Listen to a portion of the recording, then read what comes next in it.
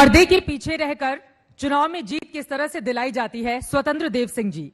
2017 के पहले मैंने खुद भी देखा है, बिना सामने आए, चाहे वो मीडिया कैमरे हों, चाहे वो तमाम दूसरे लोग हों, पर्दे के पीछे रहकर चुपचाप अपना ये काम करते हुए चले गए। शायद यही वजह रही कि इनको लगातार समय के साथ ही अहम जिम्मेदारियां देती रही गई। लेकिन आपके नेतृत्व में, आप बीजेपी के इस वक्त प्रदेश अध्यक्ष हैं, अब चुनाव होने जा रहा है। संगठन जितना मजबूत 2014, 19 और 17 में था, क्या इस बार तस्वीर वैसी ही है, या लगातार जो खबरें आती हैं कि बीजेपी के भीतर गुटबाजी शुरू हो गई है, एक नेता दूसरे नेता को खींचने का काम कर रहा है, जातिवाद के मुद्दे पर भी लगातार विरोध के सुर हैं, कैसे पार पाएंगे इन तमाम मुद्दों से आप? उत्तर प्रदेश में कभी भी आप देखेंगे अगले 15 साल से तो राज्य के अंदर सपा बसपा का जो शासन आया है, तो जनता ने कभी सपा को निपटाया तो बसपा आ गई, बसपा को निपटाया तो सपा आ गई। यानी जनता ने निपटाया है गुंडागर्दी के खिलाफ, भ्रष्टाचार के खिलाफ। पहली बार आदरणीय योगी जी ने और भारतीय जनता पार्टी ने भ्रष्टाचार और ईमानदारी और नियुक्तियों में हेरफेर न हो, इसके कारण एक सरकार का इमेज भी होता है, उसका सम्मान भी होता है। तो सरकार के दृश्य में हमारे नेता की लोकप्रियता है, परिश्रम की पराकाष्ठा है, ईमानदारी छवि है। नियुक्तियों में कोई भी सूची नहीं जाती, जैसे सैफी खानदान का जाता था सूची, ना सूची जाती है। एक तो नेता की छवि हो गई है, दूसरा संगठन का भी अपना एक छवि है। नीचे संगठन का एक ऑर्गेनाइजेशन ढांचा है हमारे, 1,63,00,000 के आसपास बूथ हैं हमारे, 27,600 के समथिंग शक्ति केंद्र हैं जो 5 बूथ की मॉनिटरिंग करते हैं। अभी आदरणीय 23 तारीख को सभी शक्ति केंद्रों का सत्यापन होना है, फिर से बूथ समितियों का सत्यापन होना है। विधानसभा 403 कल प्रभारी घोषित कर दिए हैं जो पूर्णकालिक होकर काम करेंगे, उनका भी राष्ट्रीय अध्यक्ष जी के साथ बैठक है। यानी पार्टी की जो रचना है संगठनात्मक, वह ढांचा चुस्त दुरुस्त कर दिया गया है। और नेता चुनाव जो होता है, नेता की छवि, ईमानदारी, परिश्रमी और जातिवाद वंशवाद से ऊपर उठकर नेता कैसा है, उसके आधार पर चुनाव होता है। तो आज 100% कह सकता हूं कि पहली बार विकास और राष्ट्रवाद के नाम पर चुनाव होगा, जातिवाद के आधार पर नहीं होगा, डेवलपमेंट के नाम पर चुनाव होगा। वो चुनाव 2022 जातियां लेकिन कहां टूटी हैं? आपको भी जब प्रदेश अध्यक्ष की जिम्मेदारी दी गई तो बताया गया कि आप पिछड़ों के नेता हैं, अलग अलग जितने भी आपके बड़े नेता हैं सबकी जातियां बताई जाती हैं। आप कह रहे हैं यूपी का चुनाव राष्ट्रवाद के मुद्दे पर होगा, जातियां पीछे रह जाएंगी, लेकिन बीजेपी खुद ऐसा करती हुई दिखाई कहां दे रही है? चित्रा जी, आपके साथ तो कई बार, एक बार मिला, आज बहुत बड़े पत्रकार हैं आप इतिहास उठा सकती हैं बीजेपी का। डॉक्टर श्यामा प्रसाद मुखर्जी का बलिदान राष्ट्रवाद के लिए, पंडित दीनदयाल उपाध्याय की हत्या, देश के गौरव अटल बिहारी वाजपेयी ने कहा सूर्य ढल गया, तारों की रोशनी में मार्ग ढूंढना पड़ेगा। वह भारतीय जनता पार्टी का ढूंढते ढूंढते उन्होंने रास्ता 1980 अधिवेशन में उन्होंने कहा, जब 2 सीटें थी, 2 सीटें बीजेपी के पास थी, तो देश के गौरव अटल बिहारी वाजपेयी नेता के रूप में बोले कि अंधेरा छटेगा, सूरज निकलेगा और कमल खिलेगा। और देश के अंदर कमल खिला और प्रधानमंत्री के रूप में आदरणीय अटल बिहारी वाजपेयी जी प्रधानमंत्री बने। हमेशा राष्ट्र, आज आदरणीय नरेंद्र मोदी जी को देख लीजिए, पूरा विश्व उनके पीछे चल रहा है कि नहीं चल रहा है। आतंकवाद मुद्दा उठा लीजिए, ग्लोबल उठा लीजिए, चाहे शांति का मार्ग उठा लीजिए, और चाहे कई देशों की अध्यक्षता करना हो तो आदरणीय मोदी जी को उठा लीजिए कि शांति के मार्ग पर पूरी दुनिया शांति के मार्ग पर आगे बढ़ रही है आदरणीय मोदी के नेतृत्व में। तो हमारा मुद्दा ही राष्ट्रवाद है और देश के लिए हम मरते हैं और जीते हैं। लेकिन जातिवाद के आधार पर संदेश भी तो आता है कि देखिए अब की बार ओबीसी की सरकार, इतनी ओबीसी पिछड़ी जातियों को हमने मंत्री बना दिया। अभी हाल के मंत्रिमंडल का मैं जिक्र कर रही हूं, तो ये बताने और जताने की कोशिश भी तो होती है कि देखिए कितने ऐसे पिछड़े जाति के चेहरे रहे जिनको हमने अपने मंत्रिमंडल में वोट दिया, और यकीनन उसके जरिए भी आप लोग आगे बढ़ना चाहते हैं उत्तर प्रदेश में। आपकी बात में दम है। पंडित दीनदयाल उपाध्याय ने जब शिक्षा नीति, आर्थिक नीति, कृषि नीति, इसी तरह उन्होंने एकात्म मानववाद लिखा। एकात्म मानववाद उनका दर्शन है, दर्शन से निकला हुआ अंत्योदय है। अंत्योदय में निकला है उनका, पंडित जी की इच्छा थी कि पंक्ति के अंतिम व्यक्ति को मान मिले, सम्मान मिले, भरपेट भोजन मिले और रहने को छत भी मिले। देश के गौरव अटल बिहारी वाजपेयी आए तो पहली बार इस देश के अंदर प्रधानमंत्री सड़क योजना सीसी किसी ने देखा। 4 लेन आजादी के बाद किसी ने नहीं देखा कि 4 लेन की सड़कें। उसी क्रम को आगे बढ़ाते हुए आज देश के अंदर प्रधानमंत्री आवास योजना हो, चाहे उज्ज्वला योजना हो, चाहे कहा जाए सौभाग्य योजना हो, आयुष्मान का कार्ड हो, किसान सम्मान निधि हो, यानी एक गरीब की खुशहाली कैसे होती है जब उसके घर में एक गैस पहुंचता है। बड़ा आदमी पहले गैस के लिए पाते थे। दूसरी तरफ वही देखेंगे, आपकी बातों से ऐसा लग रहा है कि केंद्र की मोदी सरकार की उपलब्धियों को आप ज्यादा गिना रहे हैं, जबकि यहाँ पर आपको हिसाब देना है 4.5 सालों में आपकी बीजेपी की सरकार ने यहाँ पर क्या पूरा किया हिसाब। दूसरा होता है दिव्य भव्य कुंभ में आप देखी होंगी एक कैसे व्यक्ति का सम्मान बढ़ता है, एक व्यक्ति का अपना स्वच्छता कर्मचारी का पैर धोने से। देखिए रिक्शा चालक हो सकता है रिक्शा चलाता है,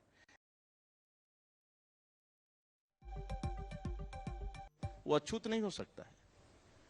काम करना झाड़ू पूछा, रिक्शा चालक का तो सीधा संबंध गरीबी से है ना सर? फिर तो केवल गरीबी से तो है। उसमें जाति कहां से आ जाती है? देखिए जो आरक्षण की व्यवस्था है 27%, आप गरीबी के साथ साथ जो आदिवासी है, वनवासी है, गिरवासी है, मुसहर है, दलित है, शोषित है, वंचित है, जिसके परिवार को कोई नेतृत्व करने वाला नहीं है, एक भी चपरासी नहीं मिलता है उस डिपार्टमेंट का, उस जात का। मुसहर का ढूंढिए तो चपरासी की नौकरी नहीं मिलता है नहीं।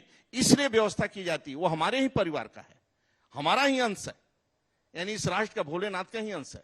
जातिगत जनगणना की मांग की जा रही है विरोधी दलों की ओर से। ये पूरा है। हाँ। इसलिए पंडित दीनदयाल उपाध्याय, डॉक्टर श्यामा प्रसाद मुखर्जी, बीजेपी ने विचार किया होगा उस समय कि भाई पंक्ति के अंतिम व्यक्ति हमारे बराबरी आना चाहिए। यदि सभी बराबरी रहेंगे तभी राष्ट्र मजबूत होगा, समाज मजबूत होगा और देश नेतृत्व करेगा। जातिगत आधार पर जनगणना की डिमांड की जा रही है। आपके पड़ोसी एनडीए राज्य में नीतीश कुमार उधर से, और यहां पर मायावती जी ने और अखिलेश जी ने कह दिया है कि जाति के आधार पर जनगणना कराई जाए। क्या आप इसके लिए तैयार हैं? उत्तर प्रदेश में भी क्या जाति के आधार पर जनगणना होनी चाहिए? देखिए इसमें पार्टी जो निर्णय लेना है नेतृत्व निर्णय लेगा, इसमें हम कुछ बोल नहीं सकते। इसमें पार्टी जो निर्णय लेना है, वो कह रहे हैं कि पिछड़ों का स्पष्ट तौर पर आंकड़ा सामने आएगा, चूंकि आप पिछड़ों के नेता हैं, इस वजह से ये सवाल है आपसे। पार्टी निर्णय लेगी, जो केंद्र नेतृत्व इसमें बोलेगा उसके साथ हम लोग चलेंगे। चलिए ठीक है सर, आगे बढ़ते हुए कुछ और सवाल इलेक्शन को लेकर मैं लूंगी, लेकिन ये बताइए राजभर जी से आपकी मुलाकात बहुत चर्चा का विषय बन रही, तो फाइनली वो आ रहे हैं आपको सपोर्ट करने।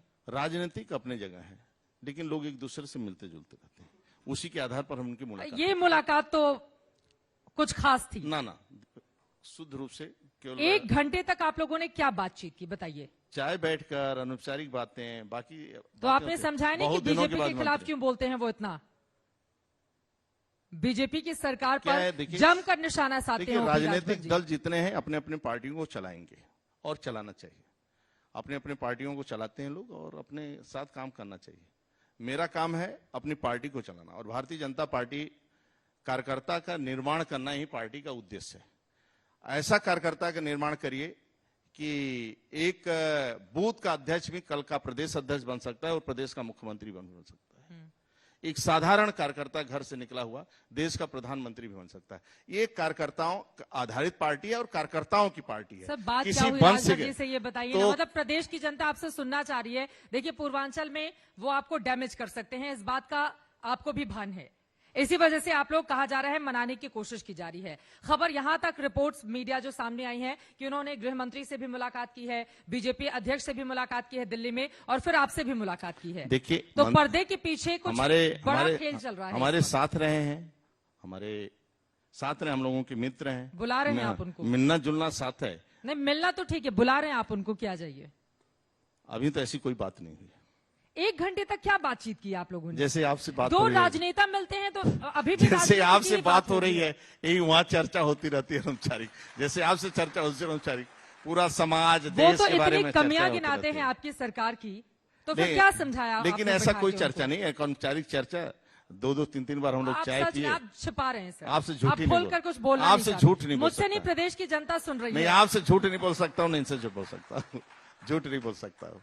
तो मतलब वो शामिल हो रहे हैं नहीं हो रहे हैं इस बारे में अभी आप कुछ नहीं बोलेंगे? अब ईश्वर तय करेगा क्या आगे होगा। लेकिन आप बुला रहे हैं कि राजभर जी आ जाइए, आपके साथ रहेंगे तो मजबूत रहेंगे। ये विषय कुल मिलाकर हम लोगों की अनौपचारिक, मैं कहा जाता हूँ केवल अनौपचारिक भेंट होती है और बहुत लोगों से मैं मिलूंगा अभी। एक से नहीं, बहुत लोगों अपनी से। विरोधियों से अनौपचारिक बैठक आप करेंगे तो आपकी पार्टी के भीतर ही आप पर सवाल देखिए- उठने लगेंगे कि विरोधियों के साथ जाकर क्या बात देखिए, करते हैं। राजनीतिक देखिए मंच अलग होता है और आप अपने तरफ के से अलग करें। किसी से मिल सकते हैं, आप किसी से मिलना जुलना हो सकता है, इसमें कोई प्रतिबंध नहीं होना चाहिए। इसमें तो कोई कार्यकर्ता किसी से मिल सकता है और कार्यकर्ता मिलजुल कर काम करना चाहिए। जैसे इसमें तो छोटी पार्टियों को जोड़ने का काम आपकी ओर से किया जा रहा है, चाहे निषाद हो या फिर ओपी राजभर सब हो या दूसरे लोग भी हैं, क्योंकि राजभर जी ओवैसी साहब के साथ अलग तालमेल कर चुके हैं, लेकिन आप लोगों को लगता है कि अगर वो चले गए, और मेरी अगर जानकारी गलत होगी आप मुझे दुरुस्त कीजिएगा, बीजेपी का यूपी को लेकर इंटरनल सर्वे कहता है कि पूर्वांचल जो आप लोगों का गढ़ है बीजेपी का, जहां से खुद प्रधानमंत्री आते हैं, मुख्यमंत्री योगी आदित्यनाथ आते हैं, वहां पर आप लोगों की सीटें कम होती हुई दिखाई दे रही हैं और आपको- उसको डैमेज कर रहे हैं ओपी राजभर जी। आपको मैं विश्वास के साथ विश्वास दिलवा सकता हूं कि सपा हो, चाहे कांग्रेस हो, चाहे बसपा हो, मैं 51% पर लड़ूंगा और जनता ईमानदारी के नाम पर वोट देगी, जनता भ्रष्टाचार के खिलाफ वोटिंग करेगी और विकास के नाम पर वोट देगी। और आदरणीय योगी जी ऐसा नेतृत्व इस राज्य को अभी तक न मिला है, न मिलेगा। वो 3 बड़े मुद्दे क्या होंगे इस बार के चुनाव में जो आप लोगों के पक्ष में यहां की जनता को वोट करने के लिए प्रेरित करेंगे? मेरा विकास ही मुद्दा है और पहली बात आदरणीय मोदी जी के योगी जी के शासन में, बाकी तो काम बहुत हुए हैं, लेकिन जो सपा में नहीं होते थे, जो सपा केंद्र सरकार की योजनाओं को रोकता था, जैसे प्रधानमंत्री रोजगार सृजन कार्यक्रम नंबर 1 उत्तर प्रदेश, प्रधानमंत्री किसान सम्मान निधि में नंबर 1, विद्युत कनेक्शन में देश में नंबर 1, प्रधानमंत्री आवास में नंबर 1, निःशुल्क गैस देने में नंबर 1, शौचालय निर्माण में नंबर 1 और मुख्यमंत्री सामूहिक विवाह योजना 1,52,000 अधिक कन्याओं का विवाह कराए, 40 लाख से अधिक गरीबों को मकान दिया, 1,47,00,000 परिवारों को गैस कनेक्शन दिया, 2,61,00,000 अधिक को शौचालय का निर्माण हुआ है। मुख्यमंत्री कन्या सुमंगला जो 7 लाख से अधिक बेटियों की शिक्षा स्वास्थ्य की चिंता किया। विधवा एवं निराश्रित महिलाओं को मासिक पेंशन मिल रहा है, आप बाकी गिनाइएगा। 10 लाख, और बेटियों का मतलब आपने इतना जिक्र कर दिया है। युवाओं के लिए अलग से, युवाओं के लिए पहली बार हाँ, 1 रुपया भ्रष्टाचार का नहीं लगा और 4 लाख के ऊपर नौकरी मिली है, 1 रुपया का रिश्वत नहीं। और मुख्यमंत्री आवास से या गोरखपुर से एक अभी 2 नाम की सूची भी नहीं गई है। ऐसी सरकार आपने का भी मिला रोजगार का है वादा उत्तर कितने प्रदेश का में किया सरकार। था? आपने रोजगार का वादा कितने का किया था 4.5 साल पहले? देखिए, 70 लाख 70 लाख रोजगार, और अभी रोजगार के आंकड़े कहां पर? रोजगार को मैं बता देता हूं आपको। प्रदेश में 4,25,000 से अधिक युवाओं को सरकारी नौकरी, 3 लाख से अधिक युवाओं को संविदा पर सरकारी नियुक्ति, 42 लाख छोटे उद्योगों को ऋण दिया गया है जिसमें 2 करोड़ से के आसपास लोगों ने रोजगार मिला है। एक जनपद एक उत्पाद के तहत 25 लाख से अधिक लोगों को रोजगार मिला है। मुख्यमंत्री अभ्युदय योजना में प्रतियोगी परीक्षाओं की तैयारी के लिए मुफ्त कोचिंग और 1,38,000 से अधिक स्कूलों का कायाकल्प हुआ है। अनुसूचित जनजाति पिछड़ा को 46,000 छात्र छात्राओं को 14,000 करोड़ रुपए का छात्रवृत्ति दिया गया है पहली बार, और ईमानदारी से सीधे उनके अकाउंट में पहुंच रहा है। 1 रुपया का भ्रष्टाचार नहीं। ऐसा मुख्यमंत्री कहां मिलेगा देश में? प्रधानमंत्री राज्य के अंदर मुख्यमंत्री और संगठन के कार्यकर्ता भी आपको उत्तर प्रदेश के अंदर भी सरकार का संपूर्ण सहयोग करने के लिए और विकास में रात दिन लगे रहते हैं।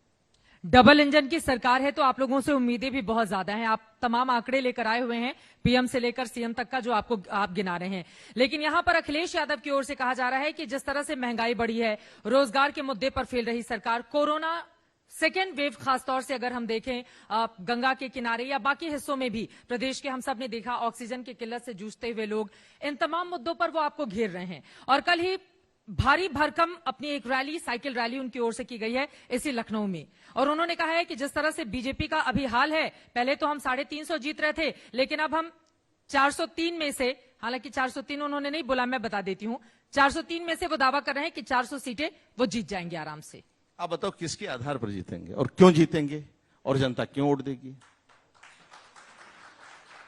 गाजीपुर में जिप्सी आगे निकलेगी और जिप्सी वाला बोलेगा रास्ता साफ करो, रास्ता साफ करो, मैं आ रहा हूं, लोगों के बेटा भी, पत्नियां भी, लोग कहेंगे रास्ता साफ करो।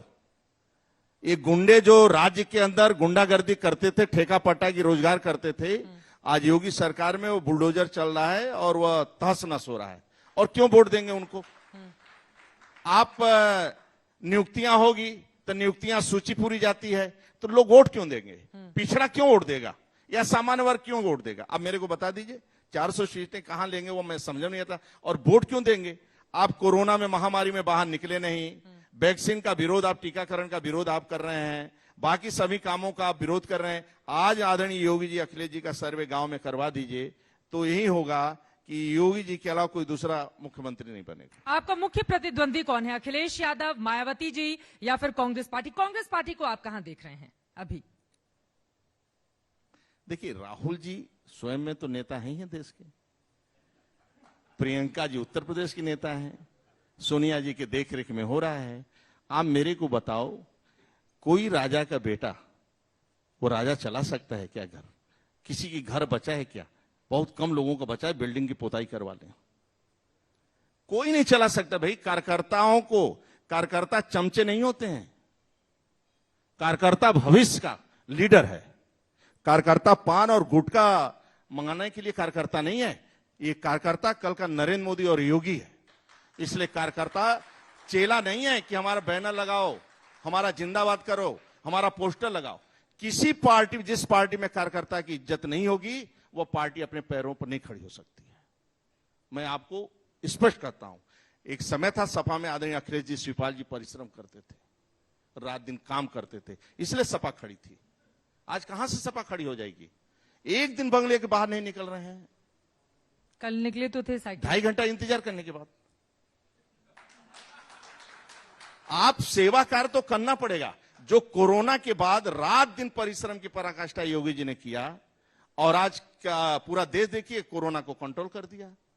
24 करोड़ की आबादी है देश में। इसलिए भारतीय जनता पार्टी से सीखना चाहिए कि कार्यकर्ता का निर्माण कैसे होता है। जब अटल जी कभी थक जाते थे, नाराज होते थे, तो पंडित दीनदयाल उपाध्याय अपने आप स्टोव जलाते थे और 2 रोटी सेकते थे, फिर अटल जी को खवाते थे और कहते थे जाकर प्रवास करो। ऐसे कार्यकर्ता का निर्माण होता है। और स्वयं वो नहीं जाते थे और भाषण के लिए भेजते थे अटल जी को कि जाओ दो, तब एक एक कार्यकर्ता का निर्माण होता। आदरणीय मोदी जी एक साधारण परिवार से जन्म लेकर, गरीब परिवार से, जगन्नाथ मंदिर में रुके हुए भंडारे में पत्रकार मित्र उनको जाता था तो लाइन में लेकर दूध लेकर चाय पिलाते थे, और उसी जगन्नाथ यात्रा का मुख्य अतिथि होने लगे आज देश के प्रधानमंत्री। लेकिन परिवार के लिए एक आवास नहीं दिया, 5 लाख का आयुष्मान का कार्ड नहीं दिया, लेकिन हिंदुस्तान के गरीब, दलित, शोषित, वंचितों को सब कुछ दे दिया। अब मैं आ जाती हूं रीता बहुगुणा जोशी के एक सवाल पर। चूंकि जितेंद्र सिंह को आपने ही शामिल करवाया और झुककर आप उनको प्रणाम करते हुए दिखाई दे रहे हैं, जिसमें बहुत सारी तस्वीरें वायरल हो रही हैं। रीता बहुगुणा जोशी ने कहा है कि जिसने हमारा घर जलाया था, आपने उस नेता को बीजेपी का हिस्सा क्यों बनाया? क्या है, जिले से सूचना ली जाती है, क्षेत्र से सूचना ली जाती है, और सभी से सूचना लेने के बाद ज्वाइनिंग होता है, सीधे नीचे से रिपोर्ट ली जाती है। रीता जी का कल फोन आया था, बातचीत हुई थी। हम कि आप आइए, यदि ऐसी कोई घटना है तो विचार किया जाएगा। हटा देंगे आप जितेंद्र सिंह को? पहले एक बार बैठते हैं, वो तो बहुत नाराज हैं। एक बार आने दीजिए, एक बार आकर बैठकर चर्चा करते हैं। रीता जी को आप मना लेंगे या जितेंद्र जी को बाहर का रास्ता दिखा देंगे? कुल मिलाकर जो सत्यता होगा, दोनों की, रीता जी की क्या सहमति बनती है, एक बार हम विचार करेंगे। उनकी ओर से कहा गया है कि उस शख्स ने हमारा घर जलाया था, तो एक बार आकर बैठ करते हैं, एक बार बात करते हैं। ये बात आपकी जानकारी में नहीं थी? ये मेरे जानकारी में नहीं थी। एक बार आते हैं तो रीता जी से बात करते हैं। मेरी कल बात हुई है, वह कहेंगे कि स्वतंत्र जी मैं आऊंगा लखनऊ, आपसे बात करूंगा, और वो जो कहेंगी वो मैं करूंगा। ठीक है, अब जरा किसानों के मुद्दे पर चलते हैं। देखिए, आप खुद भी किसान परिवार से, बीजेपी लगातार दावा करती है कि उसके बड़े बड़े नेता किसान परिवार से आते हैं, लेकिन किसानों का ये जो आंदोलन चल रहा है, खासतौर से पश्चिमी उत्तर प्रदेश के बेल्ट में, क्या ये आप लोगों को डैमेज करेगा? हमें तो नहीं लगता। अब पंचायत का चुनाव लड़ा था किसान यूनियन, मुजफ्फरनगर में ही एक सीट नहीं है, बीजेपी वहां सबसे ज्यादा सीट थी, एक सीट नहीं आई, और जिला पंचायत अध्यक्ष भी सभी हमारे जीते, ब्लॉक प्रमुख भी जीते हैं। विपक्ष पर दिवाड़े का आरोप लगाता है चुनावों को माहौल लेकर। खराब करता है, हाँ। माहौल खराब करता है, लेकिन पब्लिक विश्वास क्यों करेगी? आप उनका धरना देख लीजिए, जो धरना चलाते हैं वो देख लीजिए। जबरदस्ती का धरना करना, कोई समस्या है तो सरकार से बात करो, जिद नहीं पकड़ना चाहिए, तर्क वितर्क नहीं करना चाहिए। लगता है सरकार पर भी लागू होती है ना? लगता है किसान के हित में निर्णय है तो आप सुझाव तो मान लेंगे, आदरणीय नरेंद्र तोमर जी मानेंगे, सरकार मानेगी, मैं विश्वास आपको दिलाता हूं 100% मानेंगे। आप बैठ कर हो और आप पता लगे फंडिंग बाहर से हो, बाकी ये हो, आप बात करो ना। टिकैत साहब अच्छे व्यक्ति हैं, बैठकर बात करना चाहिए। वो बात करने के लिए सरकार बुला कहां रही है? सरकार नहीं बुला रही है बातचीत करने वो के कहे लिए। ना कि इसमें हम छोड़ेंगे, वो कह रहे हैं कि पहले वापस लीजिए बिल, तब जाकर कोई बात होगी। कोई लगता है बिल में कमी है आपको तो बात करो। देखिए, टिकैत साहब बंगाल में गए थे, वहां पर ममता बनर्जी के समर्थन में उन्होंने प्रचार प्रसार किया, फिर बंगाल में बीजेपी का क्या हाल हुआ? वो कह रहे हैं उत्तर प्रदेश में भी बीजेपी के खिलाफ ये माहौल तैयार करेंगे। आप दीदी मेरे को बताओ, सही से बताओ, आप बंगाल में जाती थी, बंगाल का एक भी व्यक्ति चैनल पर टीएमसी वालों के खिलाफ बोलता था? हिम्मत नहीं था। आदरणीय अमित शाह, नड्डा जी उस राज्य के अंदर कूदे हैं, तब उस देश की जनता ने मोदी मोदी नारा लगाया है। हिम्मत नहीं है, इतना भय, इतना डर, इतना ममता के लोगों का डर, पुलिस का डर। ये कौन सा डर है कि फिर उन लोगों ने जाकर ममता बनर्जी के पक्ष में वोट कर दिया? ऊपर से उसके बाद भी 3 सीट से 77 सीटों पर आना, ये कोई मामूली प्रगति है? ये लेकिन 18 सीटों को अगर हम कन्वर्ट करेंगे विधानसभा के हिसाब से, फिर तो आपको 100 के पार हो जाना चाहिए था। मोदी जी की लोकप्रियता, क्षेत्र की लोकप्रियता दोनों मिलकर, जैसे आज हमारे पास यहां नेता है राज्य के अंदर, एक ईमानदार नेता है, नेतृत्व है। बंगाल के अंदर हम लोग लड़ रहे थे, कार्यकर्ता लड़ रहे थे, जूझ रहे थे, और नेतृत्व संगठन लड़ रहा था, और 77 सीटों पर आना ये बहुत बड़ी प्रगति है बंगाल के अंदर, जहां पर हाथ इतने गुंडा टेढ़ा। यहां भी 4-5 विधानसभाएं ऐसी हैं जाकर अब ठीक हुआ है। मतलब कार्यकर्ता झंडा लगा लेता था तो कार्यकर्ताओं को मारते थे सब, और मुकदमा। आपसे मैं लड़ सकता हूं, लेकिन पुलिस से कैसे लड़ सकता हूं? पंचायत चुनाव में यूपी से भी तो अलग अलग हिस्सों से इस तरह की तस्वीरें सामने आई हैं मारपीट की। एक तो जहां पर प्रियंका गांधी खुद भी पहुंची थी समाजवादी पार्टी की नेता से मुलाकात करने के लिए, उनके साथ जिस तरह की अभद्रता हुई, उसने हर किसी को स्तब्ध कर दिया। पुलिस वाले खड़े हैं और एक महिला के साथ इस तरह का सुलूक हो रहा है। आप मेरे को बताओ, उत्तर प्रदेश के अंदर लाखों गांव के सदस्य का चुनाव हुआ, प्रधान का चुनाव हुआ, ब्लॉक प्रमुखों का चुनाव हुआ, जिला पंचायत, लाखों लोगों ने भाग लिया और लाख लोग चुनकर आए। 8 लाख के ऊपर आए होंगे, 8-10 लाख, मतलब ये सब चुनकर आए। और राज्य के अंदर घटना 2-3, राज्य के अंदर घटना 2-3। इतना अच्छा कानून व्यवस्था कहां होगा? आपने सपा बसपा शासन में नहीं देखा कैसे पंचायत के चुनाव होते थे। मतलब पहली बार इतना निष्पक्ष चुनाव हुआ कि हम लोग स्वयं परेशान रहते थे कि लोकल के अधिकारी से बात करो, भाई हम जीत रहे हैं, क्या स्थिति है, रिकाउंटिंग हो सकता है क्या? पहली बार योगी शासन में ईमानदारी से चुनाव हुआ और निष्पक्ष चुनाव हुआ, और एक भी घटना दुर्घटना नहीं हुई। ये 3-4 घटना हुई, और लखीमपुर में जिस महिला की उसमें बीजेपी नहीं, वो निर्दल से हुआ था, कोई बीजेपी का उसमें कोई व्यक्ति नहीं था, न हमारे प्रत्याशी से हुआ था, लेकिन नहीं होना चाहिए था। हुआ तो कोई बचा भी नहीं सकता इस राज्य के अंदर। किसी गुंडे को, किसी अपराधी को सरकार माफ नहीं कर सकती, और नेता भी बीजेपी का कोई बचा नहीं सकता है, उसको जेल जाना पड़ेगा। महिला की ही बात हो रही है तो यहां पर मैं आ जाती हूं। देखिए, महिला सुरक्षा भी एक बड़ा मुद्दा है। हालांकि लगातार आप लोगों की ओर से इस बात का दावा किया जाता है कि सरकार किसी अपराधी को बख्शेगी नहीं। उन्नाव की, हाथरस की, इस तरह की तमाम घटनाएं हैं जिसको लेकर सरकार के ऊपर लगातार विपक्ष सवाल करते रहा है। तो महिलाओं को पूरी तरह से, चूंकि ये आधी आबादी प्रदेश की काफी ज्यादा महत्वपूर्ण है आप लोगों के लिए, वोट बैंक के तौर पर भी और वैसे भी, तो उसकी सुरक्षा पूरी तरह से सुनिश्चित कर पाने में सरकार क्या नाकाम रही, या आपको इसमें भी लगता है कि कुछ जगहों की इस तरह की घटनाएं ही रिपोर्ट हुई हैं? यहां रात में 12 बजे भी लड़की निकल सकती है योगी शासन में, किसी का हैसियत नहीं कि उसको छेड़ दे, और छेड़ दिया भूले भटके, वो बच नहीं सकता है। मैं आपको विश्वास दिलाता हूं, कोई 12 बजे रात को निकल जाए और उसको कोई भी छेड़ दे और वह बच जाए, तो मेरे को कहना है, आप किसी की हैसियत नहीं है। ये सपा बसपा शासन नहीं है, ये योगी सरकार का शासन है और भारतीय जनता पार्टी का। लेकिन स्लोगन दिया गया था कि या तो अपराधी अपराध बंद कर दे या तो प्रदेश छोड़कर भाग जाएं, लेकिन वो स्थिति बनी तो नहीं।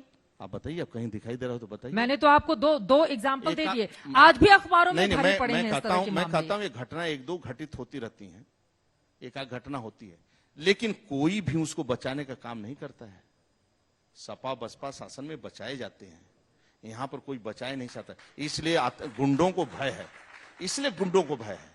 आप कहीं भी आप चले जाइए, सभी शहरों में चले जाइए, जितना आतंक था ये लोगों का आपने देखा है, इनका किस प्रकार का आतंक था। इस बार इन शहरों में आप चले जाएं, मैं तो देखा हूं शहरों को, शहर आतंक तो छोड़ दीजिए, यहां से कानपुर से लखनऊ से एटा जाने में कमर टूट जाता था 14 के पहले, यहां से देवी पाटन जाने में कमर टूट जाता था। अब जाइए, जर्क नहीं लगेगा, योगी शासन है, आप चले जाओ यहां से देवी पाटन शक्तिपीठ, जर्क नहीं लगेगा गाड़ी में। आप एटा चले जाओ, गुंडागर्दी तो छोड़ दीजिए, गुंडागर्दी हिम्मत नहीं लेता गुंडा काम मतलब कोई अपराध करने में। बाकी जो आप करें घटना ये होती है, इसका त्वरित कार्रवाई होती है और सरकार तुरंत चिंता करती है। चलिए एक बार आपके संगठन की मैं बात कर लेती हूँ, चूंकि आप प्रदेश अध्यक्ष हैं, आपकी जिम्मेदारी यहाँ पर बड़ी है। कहा यह जा रहा है कि तकरीबन 100 ऐसे विधायक हैं जिनका टिकट इस बार कट जाएगा, इस तरह की खबरें निकलकर मीडिया रिपोर्ट्स में सामने आ रही हैं, क्या ये सच है? देखिए, पार्टी में तय है, संसदीय बोर्ड तय करता है, जनता के बीच में उसकी लोकप्रियता, कार्यकर्ताओं के बीच में स्वीकारता और संगठन के प्रति समर्पण, ये तीनों देखा जाता है। ये तीनों के आधार पर ही टिकट वितरित होते हैं, इसलिए न किसी का टिकट कटेगा न टिकट जुड़ेगा भी। ये सर्वे होगा, बाकी काम होगा, उसका कार्यकर्ताओं के बीच में स्वीकारता आवश्यक है और जनता के बीच में लोकप्रियता और संगठन के प्रति समर्पण, ये तीनों भावना उसके अंदर रहेगा, तो एक बार विचार किया जा सकता। मुख्यमंत्री के लिए क्या उत्तर प्रदेश में भी असम मॉडल लागू होगा या फिर? देखिए, मेरे पास एक ईमानदार नेतृत्व है, परिश्रमी नेतृत्व है, परिश्रम की पराकाष्ठा करने वाला नेतृत्व है और भ्रष्टाचार गुंडागर्दी के खिलाफ नेतृत्व है। और राष्ट्रवाद के लिए भी जो योजनाएं रहती हैं, चाहे मंदिरों के निर्माण की बात हो, चाहे मंदिरों को विधानसभा में पैसा देने की बात हो, चाहे दीपोत्सव हो, चाहे देव दीपावली हो, या कहा जाए कावड़ यात्रा पर सरकारी हेलीकॉप्टर से पुष्पों की वर्षा हो, तो हमारा नेतृत्व ईमानदार है और नेतृत्व के आदरणीय योगी जी के ही नेतृत्व में चुनाव होगा उत्तर प्रदेश का। ठीक है, आगे बढ़ते हुए आपने कहा कि कांवड़ यात्रा से फूलों की बरसात, लेकिन जमीन पर अगर हम आप देखेंगे तो महंगाई बहुत ज्यादा चरम पर है, चाहे गैस सिलेंडर के दाम हो, पेट्रोल के दाम हो, डीजल के दाम हो, ये तमाम तो बड़े मुद्दे बनेंगे ना इलेक्शन में। इसका जवाब कैसे देंगे आप लोग, कैसे समझाएंगे जनता को?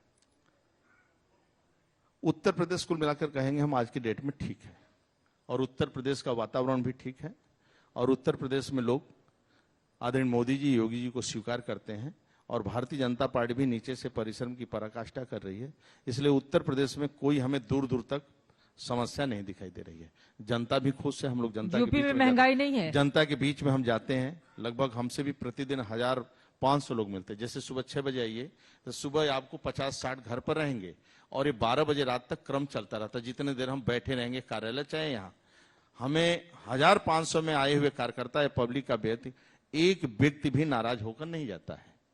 तो हमें महंगाई मुद्दा नहीं हमें बनेगा, एहसास नहीं बन सकता, नहीं बन सकता, नहीं बन सकता है। महंगाई है या नहीं है? उत्तर प्रदेश में महंगाई नहीं है, महंगाई नहीं है उत्तर प्रदेश में नहीं महंगाई है।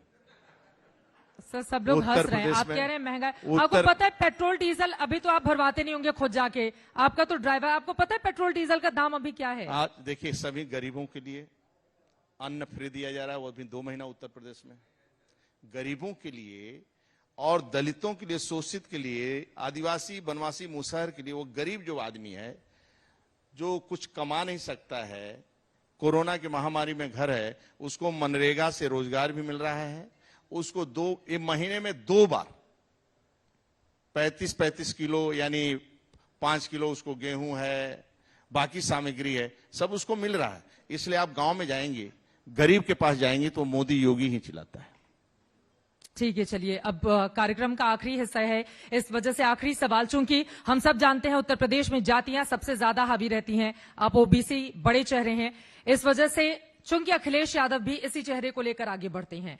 हमने पास्ट में देखा तीनों इलेक्शन में गैर यादव को छोड़कर बाकी ओबीसी जातियों ने आपको वोट किया, लेकिन इस बार बीजेपी ने आखिर ऐसा क्या किया है कि ये जातियां एक बार फिर से आप लोगों से जुड़ जाएं? इस बार यादव भी देने वाला है। बाकी जातियां तो मेरे साथ पूरी खड़ी है, पूरी जातियां खड़ी हैं और यादव के बड़े बड़े चेहरे लोग हमारे संपर्क में हैं और मैं लगभग बड़ी रैली करके बड़ा काम करने वाला हूं और यादव भी जुड़ने वाला है और यादव भी बड़े पैमाने पर कार्यकर्ता भी हैं। आज भी बीजेपी में बड़े पैमाने पर यादव कार्यकर्ता है। चलिए, बहुत शुक्रिया स्वतंत्र देव जी आज तक बहुत- इस बहुत- मंच बहुत- पर बहुत- शामिल बहुत- होने के लिए।